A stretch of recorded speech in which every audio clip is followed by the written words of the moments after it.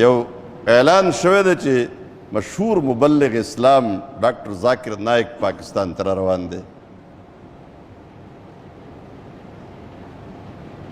او د پاکستان حکومت ته دعوت ورکړی دی.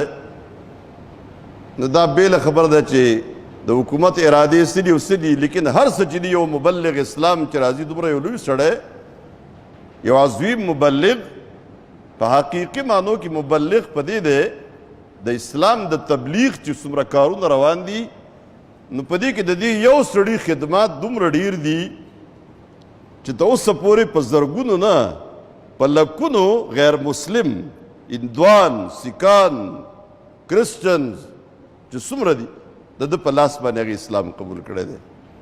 نبی کریم صلی الله علیه وسلم حضرت علی رضی الله تعالی عنہ ته وفرمایل یا علی لأن يهدي بك الله رجلا واحدا خير لك من حمر النعم.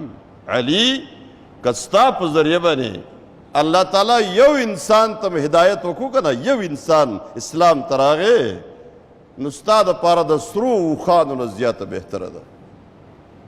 سره اوښان دي چې لکه نن سبا ته وایي که نه غټ غټ مرسډیز ګاډي، لینډ کروزر یې وغیره، دا چې څومره بهترینه سورلي کومه کیدی شي.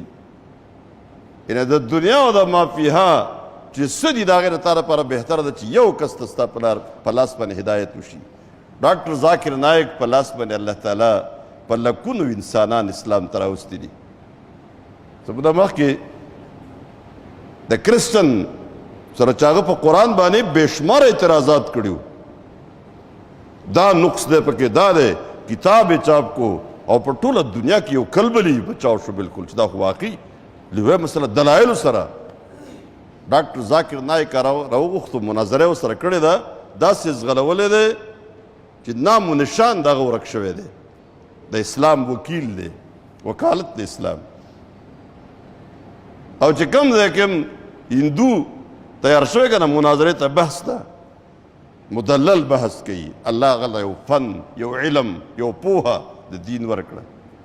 د پاکستان مسلمانان لګیا دي، علما لګیا دي، د ده جامې داسې دي څه شی وښیه که نه د اسلام خلاف کم یو څیز دی، څه دي پکې؟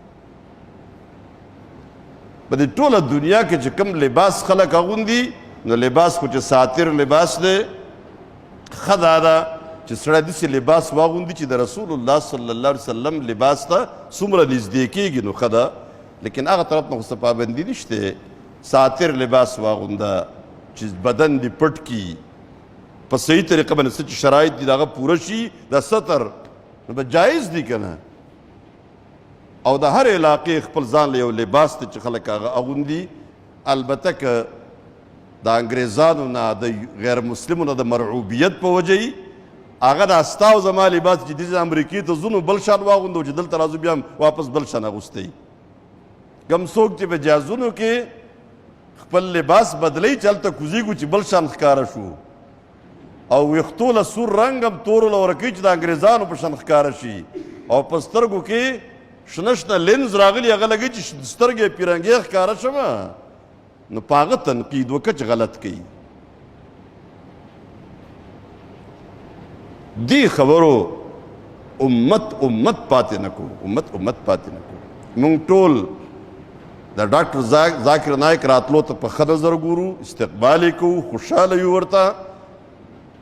او د داسې انسان چې د کوم چا په لاس باندې الله تبارک وتعالی په لکونو انسانانو ته هدایت کړی، نو سړی وایي چې زه په سر باندې وګرځوم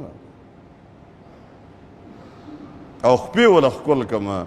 الله دې کامیاب کړي او الله دې د دې ټولو سازشونو نه بچ وساتي. علامت یې دا دی امریکا کې پې پابندي ده، برطانیه کې پې پابندي ده، هندوستان دې ځله ویستلی دی، ملیشیا کې اوسېږي. دا ولې خلک اسلام ته راغواړي او زموږ په خلاف دا ډېر لوی سازش، یو انسان یوازې یو کس، د هغه مال جایداد چې څومره څه دي، د هغه تعلیمي ادارې، دفاتر، هر څه مکمل بند کړي، په حکومت په قبضه کې اخیستي دي.